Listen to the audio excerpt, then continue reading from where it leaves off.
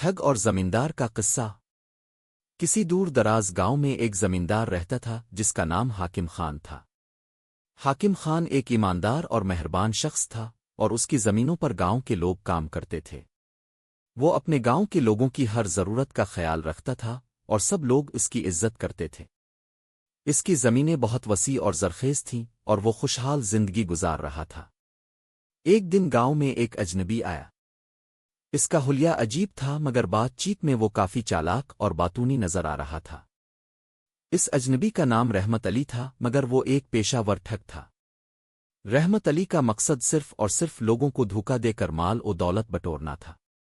وہ جانتا تھا کہ گاؤں کے لوگ سادہ اور بھولے بھالے ہیں اور وہ آسانی سے ان کا اعتماد جیت سکتا ہے۔ رحمت علی نے گاؤں میں جگہ جگہ گھوم کر لوگوں کے دل میں اپنے لیے نرم گوشہ پیدا کیا۔ وہ لوگوں سے کہانیاں سناتا، ان کے چھوٹے موٹے کاموں میں مدد کرتا اور اپنے آپ کو ایک نیک دل انسان ظاہر کرتا۔ گاؤں کے لوگ اس سے متاثر ہوئے اور اسے مہمان نواز گاؤں میں خوش آمدید کہا۔ ایک دن رحمت علی نے زمیندار حاکم خان سے ملاقات کرنے کا ارادہ کیا۔ اس نے سوچا کہ اگر زمیندار کا اعتماد جیت لیا جائے تو اس کی زمینوں اور دولت پر قابو پانا آسان ہو جائے گا۔ رحمت علی نے زمیندار سے ملاقات کی اور اسے ایک سیدھا سادہ اور دیندار آدمی بنا کر پیش کیا۔ وہ حاکم خان کو اپنے بارے میں جھوٹے قصے سناتا رہا کہ کیسے اس نے لوگوں کی مدد کی اور ان کے مسائل حل کیے۔ حاکم خان اس سے متاثر ہوئے بغیر نہ رہ سکا۔ اس نے سوچا کہ شاید رحمت علی واقعی ایک نیک انسان ہے۔ حاکم خان نے رحمت علی کو اپنے گھر میں قیام کی پیشکش کی اور اسے اپنا مہمان بنا لیا۔ رحمت علی کو موقع مل گیا تھا۔ وہ زمیندار کے ساتھ دن رات رہتا اور اس کے کاروبار کے بارے میں سوالات پوچھتا۔ آہستہ آہستہ وہ حاکم خان کے دل میں جگہ بنانے لگا۔ زمیندار نے اس پر مکمل اعتماد کر لیا اور اسے اپنی زمینوں کی نگرانی اور حساب کتاب کا ذمہ سونپ دیا۔ اب رحمت علی کی ٹیگ شروع ہو گئی۔ اس نے زمینوں پر کام کرنے والے مزدوروں سے جھوٹے وعدے کیے اور ان سے رشوتیں بٹورنے لگا۔ کبھی وہ کم اجرت دے کر مزدوروں کی محنت کا پیسہ خود رکھ لیتا اور کبھی زمیندار کے نام سے لوگوں کو قرض دے کر سود وصول کرتا۔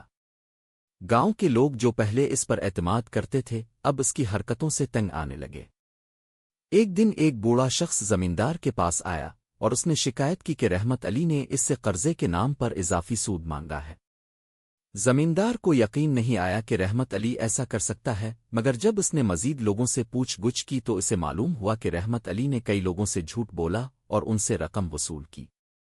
زمیندار کو بہت دکھ ہوا کہ اس نے ایک ٹھگ پر بھروسہ کیا تھا۔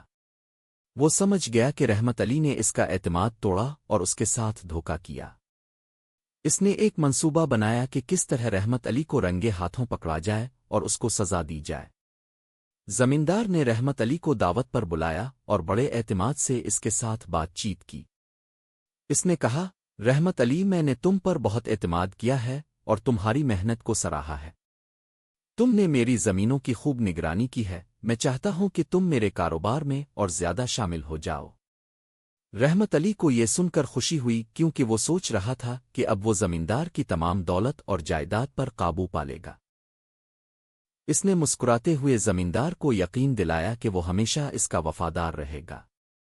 اگلے دن زمیندار نے گاؤں کے تمام لوگوں کو بلایا اور ایک بڑی تقریب کا اہتمام کیا۔ اس نے اعلان کیا کہ آج وہ اپنے دوست رحمت علی کو اپنے کاروبار میں شراکت دار بنانے جا رہا ہے اور اسے اپنے قریبی اعتماد کے عہدے پر فائز کرے گا۔